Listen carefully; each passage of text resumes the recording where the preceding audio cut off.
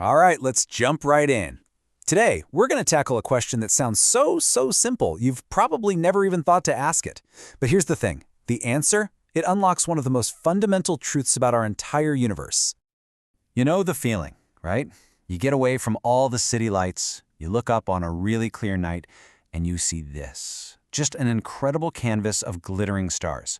But they're set against a backdrop of, well, darkness. And that, right there, is the mystery we're diving into. No, I mean, really think about it for a second. Why is it dark? With all those stars out there, shouldn't it be completely ablaze with light? What's going on? Okay, so your first thought is probably, well, duh, it's dark because the sun went down. And yeah, that's the obvious answer. But believe it or not, it's wrong. Or at least it's nowhere near the full story. That simple explanation completely misses the true, mind-boggling scale of this problem. Because, and this is the cool part, the real reason the night sky is dark is the very same reason we know for a fact that the universe had a beginning. The darkness you see up there, it's literally a relic of creation itself. So to really get this, we've got to wrap our heads around the paradox at the heart of it all. See, for centuries, the smartest people on the planet just assumed the universe was static, that it was eternal, it had always been here, and that it was infinite. But if all that were true, oh man, our night sky would look nothing like it does. This whole cosmic riddle has a name, of course. It's called Olbers' paradox. It's named after a 19th century German astronomer, Heinrich Olbers, who really brought it to everyone's attention. And the logic behind it, it's so simple, but it's incredibly powerful. Just think about it like this. If the universe really does go on forever, and it's just jam-packed with an infinite number of stars, then shouldn't every single line of sight eventually end on a star? It's kind of like standing in a forest that's infinitely big. No matter which way you turn your head, your gaze is going to land on a tree trunk, right? Same idea, but with stars. Okay, I know what you're thinking, but the stars farther away are fainter, and you're totally right, they are. But here's the crazy part, the catch. As you look farther out, you're looking at bigger and bigger shells of space. So a shell of stars that's, say, twice as far away actually contains 4 times as many stars. And it's this really neat bit of cosmic math where the greater number of stars in that distant shell perfectly cancels out the fact that each individual star is dimmer. It's a perfect balance.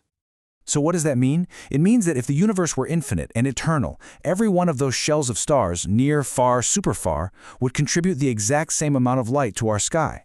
So you add up an infinite number of those shells, and the entire night sky should be as blindingly bright as the surface of the sun. But, well, you can just look outside. It's not. And that, my friends, is Olbers' paradox.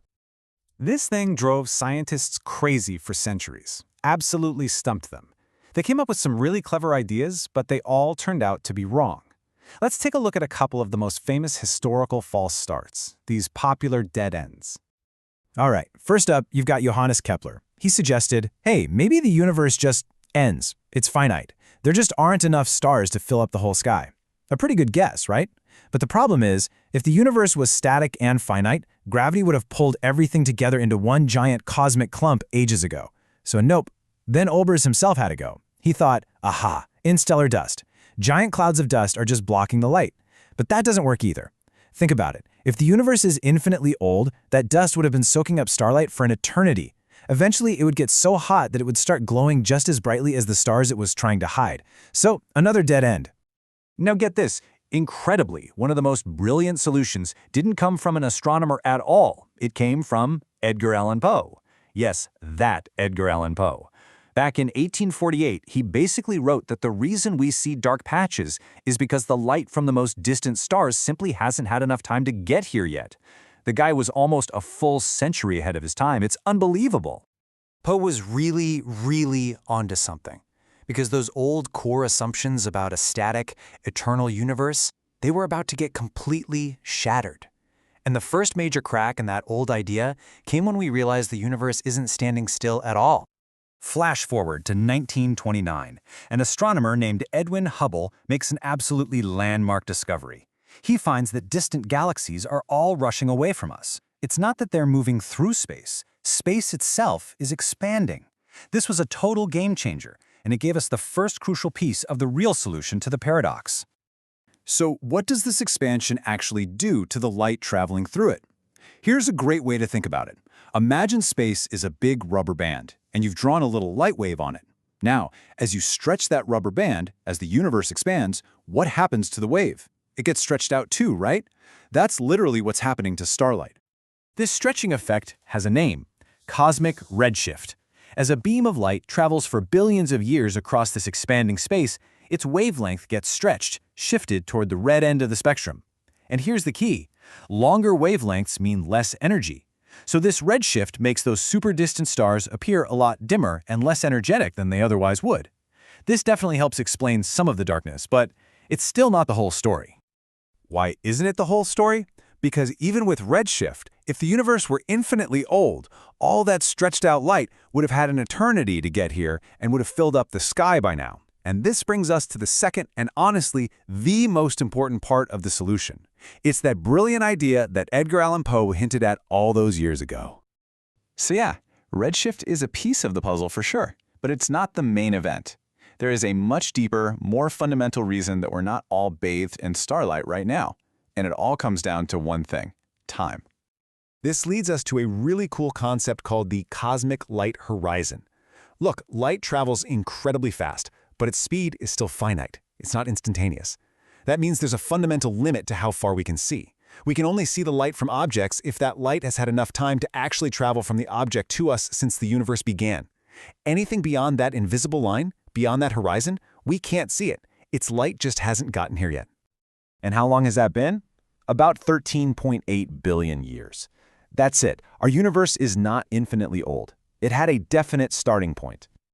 And this is it. This is the #1 reason the night sky is dark. This is the main solution to Olbers' paradox. The universe is not eternal. It began about 13.8 billion years ago. And that means the light from any star or galaxy that's more than 13.8 billion light years away, it just hasn't had time to reach us yet.